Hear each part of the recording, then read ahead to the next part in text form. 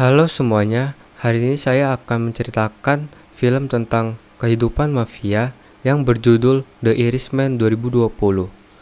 Saya harap kalian semua suka dengan film ini. Cus! Di awal film, diperlihatkan seorang pria bernama Frank. Ia bekerja sebagai pengantar daging. Ia pun bekerja selama 8 tahun tanpa cuti.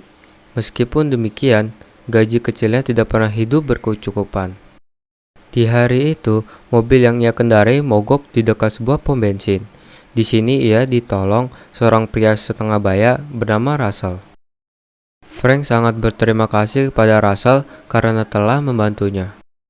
Lama-kelamaan, Frank yang baik ini memutuskan untuk mencari cara bagaimana memperbaiki kehidupannya. Malam itu, di sebuah klub, ia diperkenalkan seorang teman kepada atasannya. Mafia memiliki restoran steak bernama Skinny. Frank menawarkan steaknya dengan harga miring. Awalnya, Skinny cuek dan mencoba memesan sedikit daging pada Frank. Hal itu terus berulang. Skinny yang cukup puas membuatnya memesan lebih banyak daging dari Frank. Frank yang sudah ingin pensiun akhirnya mengantarkan semua dagingnya ke tempat Skinny, membuat truk yang dibawanya kosong, dan membuat bosnya besar melaporkan polisi. Frank pun terpaksa harus mencari pengacara. Si pengacara ini mengatakan ia tidak peduli Frank benar atau salah, ia akan tetap membelanya. Ia hanya ingin tahu alasannya mencuri daging milik bosnya. Lalu, Frank menceritakan semuanya. Ia bekerja keras selama 8 tahun, tidak ada kenaikan gaji dan pengangkatan. Ternyata, pengacara Frank termasuk pengacara yang tangguh. Akhirnya, Frank pun tidak dinyatakan salah. Dengan kebebasan Frank, pengacara itu mengajak Frank merayakan kemenangannya di sebuah restoran. Saat itulah, Frank mengetahui ternyata pengacara itu adalah sepupu mafia besar bernama Russell, orang yang telah menolongnya memperbaiki mobilnya. Setelah berhenti dari pekerjaannya, Frank diberikan tugas-tugas kecil dari Russell.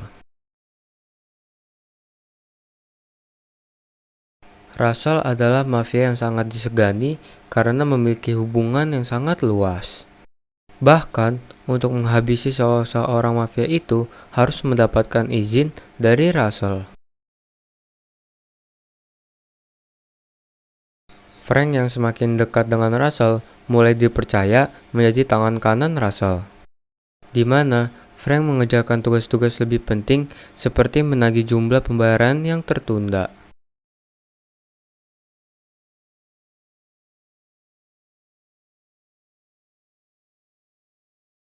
Akhirnya, Frank menjadi pembunuh bayaran yang sering menerima job dari Russell.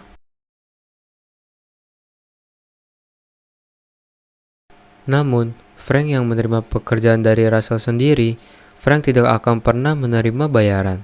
Frank melakukannya sebagai balas budi kepada Russell yang telah membesarkannya. Suatu ketika, Russell meminta Frank berkenalan dengan Jimmy. Dia adalah ketua dari sebuah serikat buruh Teamster. Jimmy adalah orang paling berpengaruh setelah Presiden Amerika saat itu. Jimmy pun meminta Frank pergi ke Chicago untuk menyelesaikan perselisihan supir taksi. Lalu dia pun membuang taksi itu ke sungai dan membakar taksi yang terkunci di tempat parkir. Setelah itu, hubungan antara Jimmy dengan Frank semakin dekat. Skinny or even me. Sorry, everybody. Back or the weasel or whispers. So, what happened to thank you? Thank you. Suatu saat, ketika sedang menikmati kopi, Jimmy dan Frank mendengar berita penembakan presiden. Jimmy sangat senang mendengar hal itu.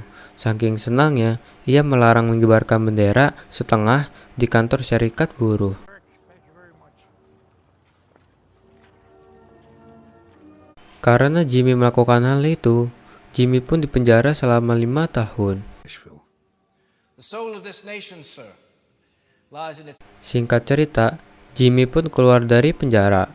Akan tetapi, serikat pekerja sudah dikuasai sepenuhnya oleh Fitch. Karena tidak ada yang mendukungnya lagi, Jimmy yang semakin emosi akhirnya koar-koar di media. Ia mengatakan Fitch meminjamkan dana pensiun untuk para mafia. Para mafia mendengar itu pada kecewa dengan Jimmy. Itu bisa membahayakan para mafia. Jimmy juga bisa berpotensi menjadi para musuh mafia. Russell pun mencoba menengahi masalah Jimmy. Ia mengadakan pesta pertemuan besar-besaran antara para mafia. Agar Jimmy bisa membuka mata, serikat pekerja bukan saja soal dirinya, melainkan kelangsungan hidup seluruh mafia. Malam itu, Russell mencoba berbicara kepada Jimmy, membujuknya sebagai seorang sahabat. Ia menjelaskan ini bukan soal dirinya, ini bukan soal Russell, ini adalah pesan daripada mafia yang terlibat pada pinjaman serikat. Akan tetapi, Jimmy bersikeras, serikat adalah miliknya. Apa yang salah dengan mengendalikannya? Russell dan Frank saat ini berada dalam dilema. Bagaimana tidak, Jimmy adalah teman dekat mereka. Akhirnya, dengan penuh tekanan, Russell mengatur sebuah rencana untuk Jimmy. Frank diminta untuk terbang ke Detroit karena di sanalah ia sudah mengatur pertemuan dengan Jimmy. Mendengar hal itu, Frank terlihat sangat sedih. Ia sudah menyadari maksud dari Russell. Jimmy akan dilenyapkan.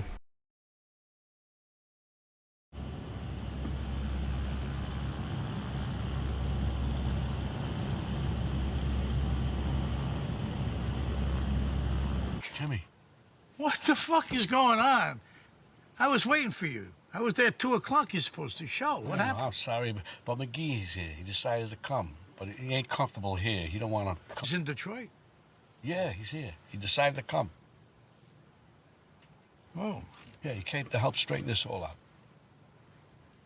the house. Setibanya di rumah, Jimmy dan Frank turun dari mobil dan memasuki rumah itu.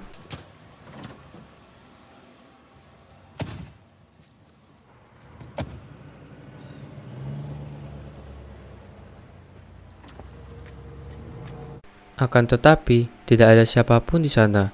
Jimmy sangat kesal, ia bersiap untuk pergi. Saat itulah Frank mengambil pistol dan menembak Jimmy hingga tewas.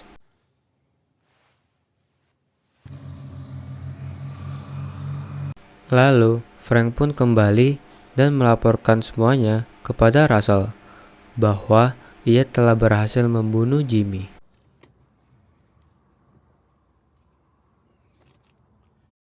Lalu, karena hal itu, mereka pun dipenjara bersama. Anzio was eating away at my lower back now, and I couldn't feel much in my feet no more. I needed a cane, but you know, they're not going to can because they say you're going to use it as a weapon. There was this medicine. Dan film The Irishman 2019 kini pun selesai.